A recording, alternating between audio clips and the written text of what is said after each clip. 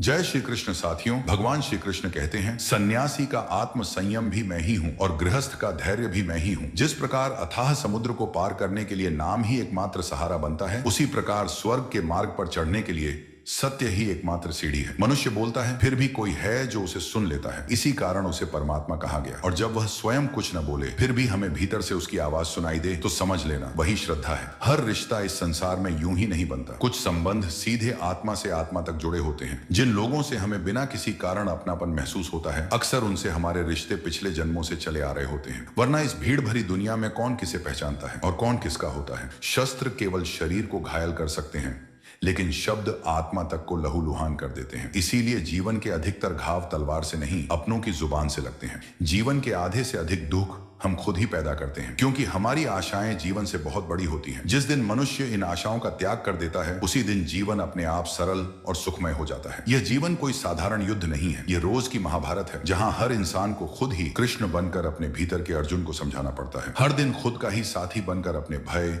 मोह और संदेह से युद्ध करना पड़ता है। जो पुरुष फल की इच्छा छोड़कर कर्म करता है, वही अपने जीवन को सच में सफल बनाता है। कर्म में लीन रहो, परिणाम प्रभु पर छोड़ दो, यही गीता का सार है। अहंकार बुरा नहीं है, यदि वह अधिकार, चरित्र और आत्मसम्मान की रक्षा के लिए हो। लेकिन जब अहंकार दूसरों को छोटा दिखाने लगे, तो वही पतन का कारण बन जाता है। मनुष्य का आहार सात्विक, संतुलित और शुद्ध होना चाहिए। जो यह नहीं जानता कि क्या खाना है, कितना खाना है, कहाँ खाना है और कैसे खाना है, वह व्यक्ति जीवन की ऊंचाइयों को कभी नहीं छू सकता। क्योंकि जैसा अन्न होता है, वैसा ही मन बनता है, और जैसा मन होता है, वैसा ही जीवन। और अंत में जिस इंसान को अपनी जिंदगी में, अपने आसपास की दुनिया में हर चीज सिर्फ बुरी ही बुरी दिखाई देती है, समझ लेना अंधकार बाहर नहीं, उसकी दृष्टि के भीतर है। श्री कृष्ण कहते हैं कि अपने भीतर की दृष्टि को शुद्ध करो, दुनिया अपने आप सुंदर लगने लगेगी। जब किसी इंसान को अपने जीवन में हर चीज गलत ही गलत दिखाई देने लगती है, तो समझ लेना चाहिए कि वह धीरे धीरे अवसाद की ओर बढ़ रहा है। क्योंकि अंधकार बाहर नहीं होता, अंधकार हमारी सोच में जन्म लेता है। श्री कृष्ण कहते हैं कि किसी बेकसूर इंसान के साथ धोखा करना, किसी का दिल जानबूझकर दुखाना, उसकी मासूमियत का फायदा उठाना, यह इस संसार का सबसे बड़ा पाप है। क्योंकि भगवान हर अपराध को क्षमा कर सकते हैं, लेकिन किसी टूटे हुए दिल की आह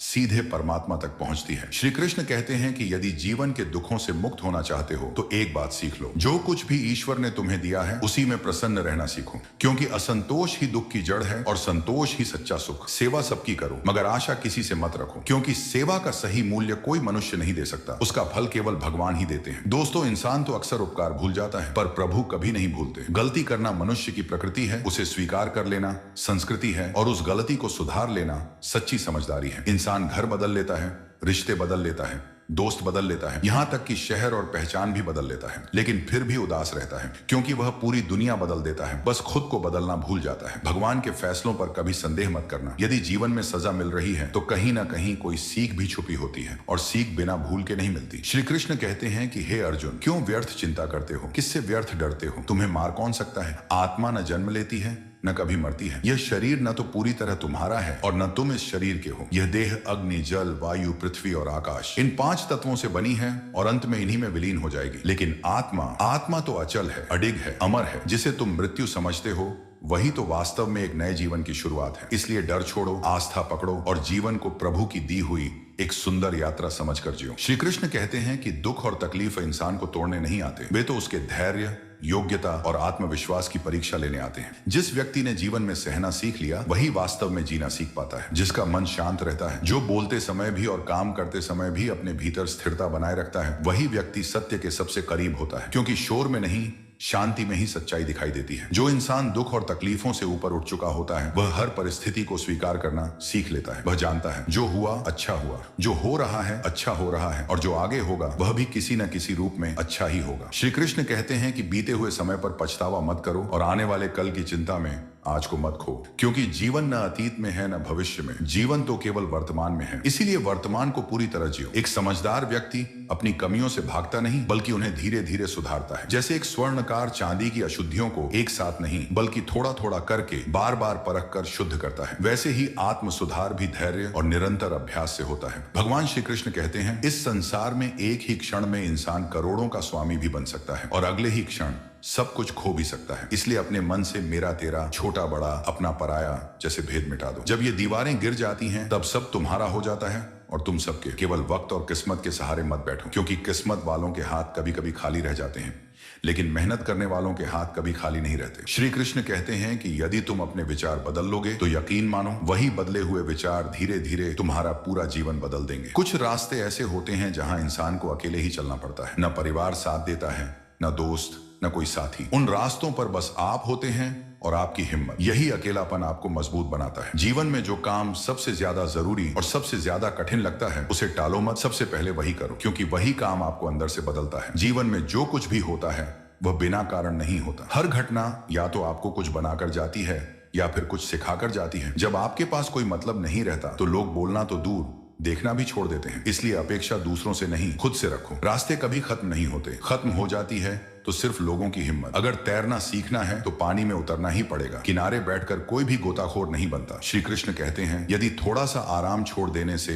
इंसान एक बड़ी खुशी को पा सकता है तो एक समझदार व्यक्ति थोड़ा सा सुख त्याग कर उस बड़ी खुशी को पाने का प्रयास जरूर करता है। जीवन की यात्रा में विश्वास आपको पोषण देता है। अच्छे कर्म एक घर की तरह होते हैं जो आपको ठहराव देते हैं। ज्ञान दिन की रोशनी की तरह होता है जो रास्ता दिखाता है, और सजगता आपको सुरक्षा देती है। याद रखना, खतरा हमेशा दुश्मनों से नहीं होता, अक्सर खतरा आसपास के लोगों से होता है, क्योंकि नाव बाहर के पानी से नहीं अंदर के छेद की वजह से डूबती है। श्री कृष्ण कहते हैं कि स्वास्थ्य जीवन का सबसे बड़ा उपहार है, संतोष सबसे बड़ी संपत्ति और वफादारी सबसे सुंदर रिश्ता। जिसके पास ये तीनों हैं वह सच में समृद्ध है। भले ही उसके पास ज्यादा कुछ न हो, आपके पास जो कुछ भी है उसे बढ़ा चढ़ाकर बताने की जरूरत नहीं और दूसरों से ईर्ष्या करने की भी नहीं, क्योंकि जो इंसान दूसरों की खुशियों से जलता है उसके मन को कभी शांति नहीं मिलती। दुनिया हमेशा से कभी प्रशंसा करने का रास्ता ढूंढती आई है तो कभी दोष निकालने का। ये पहले भी ऐसा ही था और आगे भी ऐसा ही रहेगा। इसलिए लोगों की राय पर नहीं, अपने कर्मों पर ध्यान दो। श्री कृष्ण कहते हैं कि जो व्यक्ति खुद से सच्चा प्यार करता है वह कभी किसी दूसरे का दिल जानबूझकर नहीं दुखाता, और जो इंसान विचलित करने वाले विचारों से मुक्त हो जाता है उसे शांति अपने आप मिल जाती है। बड़ी बड़ी बातें करने वाले अक्सर बातों में ही उलझे रह जाते हैं, और जो हल्के से मुस्कुराकर चुपचाप काम करते हैं वे बहुत कुछ कर दिखाते हैं। जो पानी से नहाकर आता है वह सिर्फ कपड़े बदल सकता है, लेकिन जो पसीने से नहाकर आता है वह इतिहास बदलने की ताकत रखता है। रिश्तों का मजाक उड़ाने में एक पल लगता है,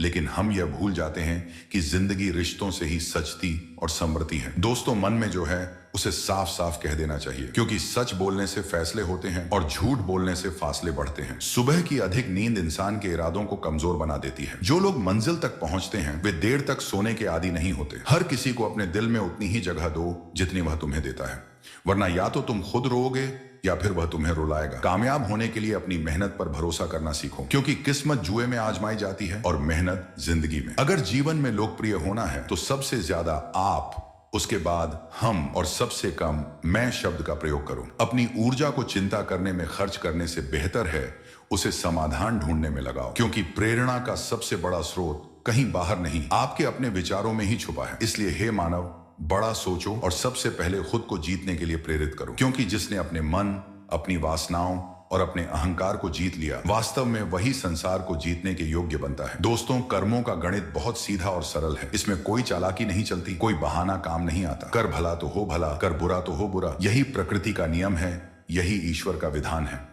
जो मनुष्य जीव पाकर भी श्री राधा कृष्ण का कीर्तन नहीं करता वह उस दुर्बुद्धि मनुष्य के समान है जिसे मोक्ष की सीढ़ी तो मिल गई पर वह उस पर चढ़ने का प्रयास ही नहीं करता। दोस्तों, दुख भोगने वाला मनुष्य आगे चलकर सुखी हो सकता है, क्योंकि दुख उसे संवेदनशील और समझदार बनाता है। लेकिन जो दूसरों को दुख देता है वह कभी भी सच्चा सुख नहीं पा सकता, क्योंकि पीड़ा देना आत्मा को भीतर से खोखला कर देता है। अपने भीतर करुणा रखो, आवेग नहीं, क्योंकि मेघ की वर्षा से फूल खिलते हैं, उसकी गर्जना से नहीं। शोर नहीं, शांति ही जीवन को सुंदर बनाती है। गलत व्यक्ति कितना भी मीठा बोले वह अंत में बीमारी बन जाता है, और सच्चा व्यक्ति कितना भी कठोर क्यों न लगे वह समय आने पर औषधि बनकर ही काम आता है।